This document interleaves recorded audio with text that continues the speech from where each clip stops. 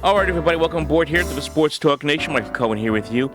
I didn't get a chance to talk about this the other day, but I really want to sit down and talk about the Field of Dreams game, which was as good a baseball game, as good theater as you will see, maybe ever for that matter.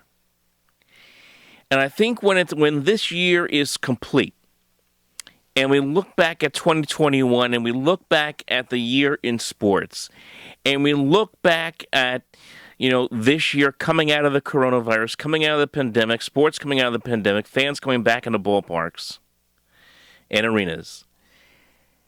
This game, this moment, will probably be the number one moment of the entire year. And we still got a baseball postseason to come. We still got a whole football season to come.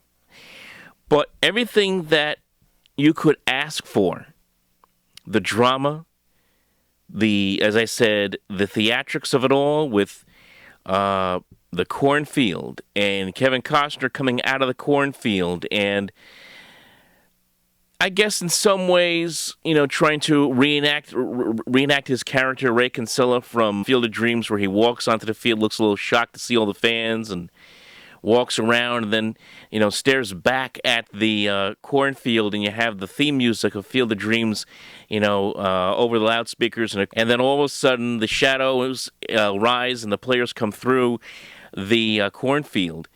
The theatrics, the drama of it all, a incredible ball game where the White Sox ended up pulling it out in the ninth inning, 9-8.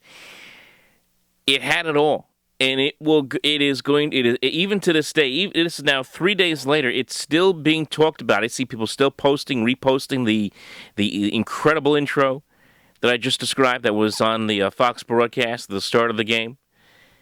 It's going to be remembered forever, and I'm so happy that baseball needed this.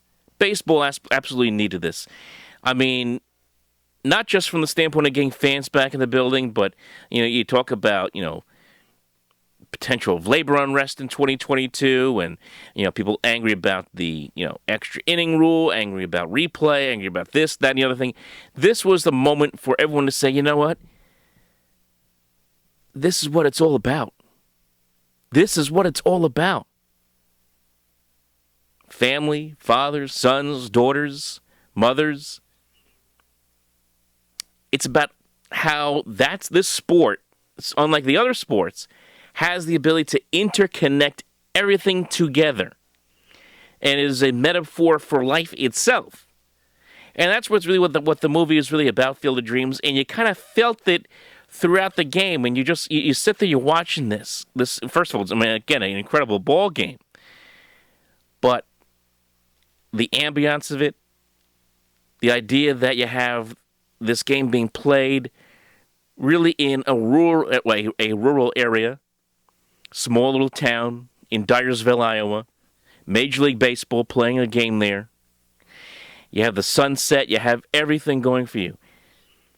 It was just absolutely perfect, and it drew, of course, as we all know, the highest rating of a regular season game in 16 years. Nearly 6 million people tuned in to watch it. I just got a feeling it was more than that. It has to be more than that. And, of course, it's certainly more than that with people who were streaming the game later on, watching it later on, DVRing the game later on, watching it again and again. It is an indelible moment that is beyond sports, that is beyond anything that you can think of. And you don't have to be a Yankee fan. I'm not a Yankee fan. I'm a Met fan. Okay, I know about torture and suffering for that matter. Okay, I'm used to it. But it wasn't about that. You could be a Met fan. You could be a Braves fan. You could be a White Sox fan, Yankees fan, Cubs fan. It doesn't matter because this game was for everybody. And I'm listening to the talk radio the other day after the game, and as we all know, the Yankees ended up losing the game 9-8. You could sit there and scratch your head about Aaron Boone's decision to leave Andrew Haney in for as long as he did in the game at the start of the game, where he was getting bombed all over the place, gave up 3 home runs as the Yankees fell behind 7-3. Obviously, the great comeback, the home runs by Aaron Judge, home run by Brett Gardner, and then of course the 2-run shot that put the Yankees up in front in the top of the ninth inning by Giancarlo Stanton gave the Yankees that brief 8-7 lead. We could ask questions about Boone's decision to put Zach Britton in a situation where he really doesn't have that much going for him in the bullpen, for that matter, especially with Aroldis Chapman injured. But it was just a perfect ending. Tim Anderson hitting the home run, the walk-off homer into the cornfield to win it for the White Sox on the field in the move and about that's dedicated to the movie that is about Shoeless Joe Jackson, one of the great White Sox players, and obviously even controversial White Sox players of all time. And I saw a tweet here. Let me just pull this up here. A fan named Doug Kern. I guess he's a baseball stats junkie. And he said Tim Anderson's walk-off for the White Sox. It was the 15th walk-off by a White Sox ever against the Yankees. Ever. Against the Yankees by a White Sox. The first to have that walk-off against the Yankees was Shoeless Joe Jackson by a White Sox. As to quote Brad Pitt in the movie Moneyball, how can you not be romantic about baseball? And that's what we had here on that Thursday night. And I'm so happy that Major League Baseball is going to do this again. I'm happy that Rob Manfred saw the success of this, and this was a huge success, bigger than any All-Star game. And again, that's another thing. All the controversy over the All-Star game this year, all the controversy over a lot of things that are going on this year with him, that all got pushed to the side with this event, this incredible moment. Now, what will it be next year? I'm not sure. Maybe I don't know if they're going to do it a Thursday night again next year. We'll see. But I'm glad they're going to do it again. I hope that they rotate teams. I think that after seeing this, the other 28 teams in the league are going to want to get in on this after what the Yankees and White Sox went through. I think Cubs-Cardinals is definitely a candidate for this in Iowa. Certainly, you can make the argument the White Sox deserve another shot at this. Absolutely, they do. To try to host this, you could say White Sox maybe against the Twins or against the Tigers. Maybe White Sox, Red Sox, if you want a little more of a sexier matchup. You maybe want to even go Dodgers, Giants, for that matter. Even the Anaheim Angels with Trout and Ohtani. Certainly that's an attraction in and of itself. And I know the Angels are not a great team, but they have two of the best players in baseball.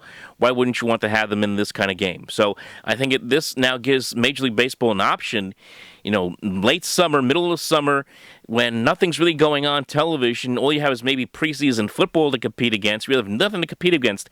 It's baseball, and that's it. This is the perfect way to draw everybody together because it's a field out there in Iowa that has a lot of magic to it. It's a film that has had a lot of magic and makes grown men cry, for that matter, to this day. And I don't know how you couldn't watch this game, especially the intro, and not get choked up watching that. It was incredible. It really was an incredible moment.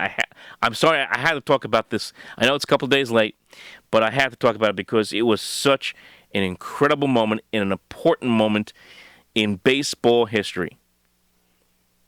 And in American culture, for that matter. It was that important. It was that big. And I hope we have more of those kind of moments down the road. So, folks, again, follow us here on the social media, facebook.com/Open Mic Program, @OpenMicNJ on Twitter. Like and subscribe right here to the Sports Talk Nation here on YouTube. Again, we got everything here. Mets, Yankees, Jets, Giants, baseball playoffs are coming. NFL season's about to start. You want to like and subscribe right here to the Sports Talk Nation. We'll talk to you next time.